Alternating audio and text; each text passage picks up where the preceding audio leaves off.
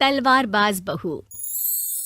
बचपन का शौक समझ निक्की के घर वाले उसका एडमिशन फेंसिंग कोचिंग में करा तो देते हैं, पर कुछ सालों बाद वही शौक जब उसका जुनून और सपना बन जाता है तो सब उसके खिलाफ हो जाते हैं। और लड़की के हाथ में तलवार दो ना, अब मैडम तलवारबाज बनना चाहती है। बच्ची का शौक समझ दाखिला करवा दिया, क्या पता था ये सब देखना पड़ेगा।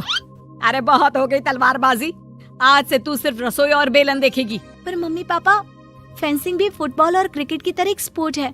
थोड़ी और प्रैक्टिस के बाद मुझे स्टेट, फिर नेशनल और फिर इंटरनेशनल खेलने का मौका भी मिल सकता है।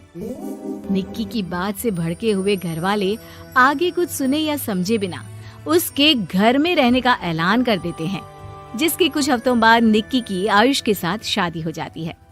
ससुराल पहुंचने के कुछ दिनों बाद बहुत हिम्मत के साथ निक्की फिर वही फरियाद लिए इस बार अपनी सास के पास जाती है। मम्मी जी, क्या मैं कोचिंग दोबारा शुरू कर सकती हूँ? कैसे कोचिंग? तेरे मम्मी पापा ने तो हमें किसी कोचिंग या पढ़ाई के बारे में नहीं बताया। वो पढ़ाई नहीं, फेंसिंग की कोचिंग है। और देख, अपने अंग्रेजी के बड़े बड़े शब्द ना मुझसे ना बोला कर, सीधे सीधे बता कि ये फेंसिंग है क्या। मम्मी पापा के साथ अपने एक्सपीरियंस के बाद निक्की कोई रिस्क ना लेते हुए सास से झूठ बोल मंजूरी ले लेती है, और इसी के साथ निक्की के सपनों की दुनिया शुरू हो जाती है, जिसमें अब वो सुबह उठ जल्दी जल्दी घर का सारा काम खत्म करके ज्यादा से ज्यादा समय अपनी फेंसिंग प्रैक्टिस में बिताने लगती है। इसी तरह महीने बीत जाते हैं।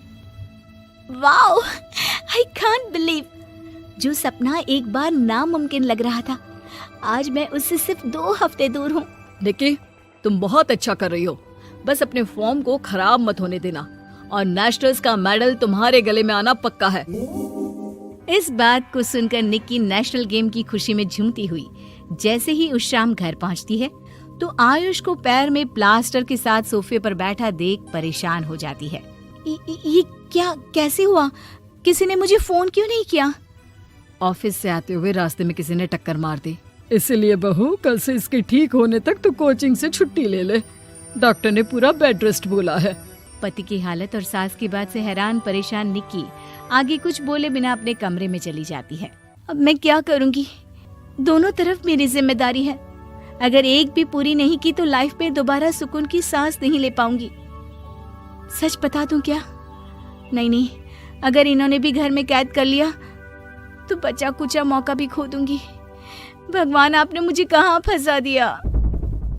मन ही मन ये सब सोचते हुए निक्की घर के काम और पति की सेवा में लग जाती है। इसी तरह 1 हफ्ता बीत जाता है।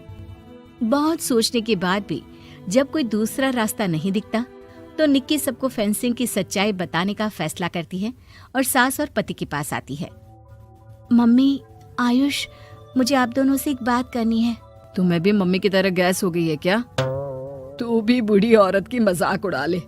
एक दिन जब तेरे बच्चे तेरा मजाक उड़ाएंगे ना, तो मैं भी उनके साथ बैठकर हंसूंगी। घर का ये हंसता खेलता माहौल देखकर निक्की आगे कुछ बोल ही नहीं पाती। तभी गोलियां चलने की आवाज सुनकर सब डर जाते हैं और कुछ आतंकवादी घर में घुसकर सबको बाहर निकाल देते हैं, जहां उनके एरिया के बाकी सब लोग भी इकट्ठा होते हैं। कोई किसी भी तरह के होशियारी नहीं करेगा, हमें बस कुछ समय के लिए चुप रहने की जगह चाहिए, इसलिए अगर तमीज में रहोगे तो जिंदा बच जाओगे, और अगर मरने का ज्यादा मन हो तो अपना सीआईडी वाला दिमाग चला सकते हो। डर की वजह से कोई इसके आगे कुछ नहीं बोलता। कुछ घंटे इसी तरह आतंकवादियों की कैद में बैठे रहने के बाद निक्की की सास गुस्से में चिल्लाने लगती है। अरे तुम कल मुहों को आम लोगों को परेशान करने के अलावा और कुछ नहीं आता क्या?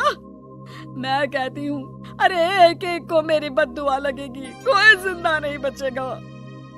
ये आप क्या कर रही हो मम्मी?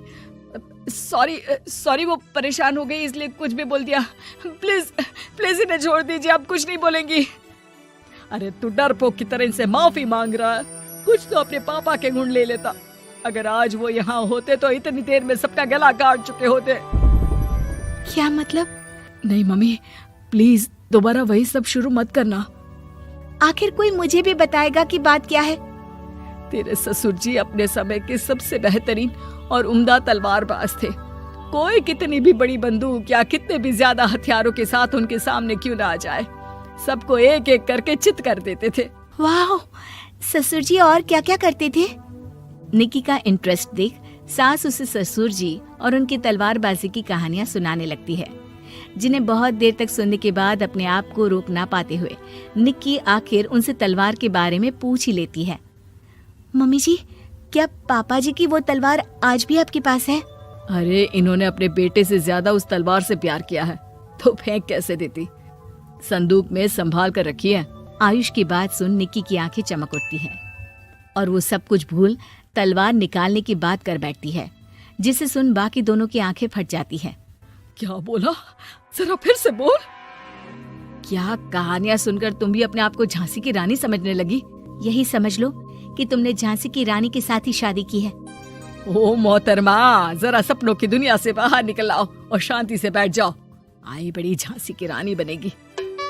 माहौल की गंभीरता और सास आयुष का रिएक्शन देख निक्की के पास उन्हें सच्चाई बताने के अलावा और कोई ऑप्शन नहीं बचता, इसलिए वो बिना कुछ सोचे समझे और देर किए उन्हें पूरी सच्चाई बता देती है, जिसे सुन दोनों भौंचक्के रह जाते हैं। और इसी के साथ अगले हफ्ते मुझे नेशनल्स खेलने का भी मौका मिला है, भरोसा कीजिए मैं कर सकती हूँ। निक्की की बातों से अभी तक सदमे में बैठे आयुष और सास उनकी तबीयत खराब होने का बहाना बनाते हैं और दवाइयाँ लाने के बहाने घर के अंदर जाने की बात करते हैं, जिस पर एक आतंकवादी भी उनके साथ घर के अंदर जाता है। निक्की दवाइयाँ लेने के बाद बाथरूम का बहाना बनाकर सास के कमरे में पहुंच जाती है। अब क्या बाथरूम भी साथ चलोगे?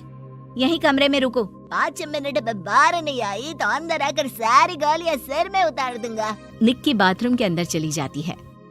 अब क्या करूं? तलवार कैसे निकालूं?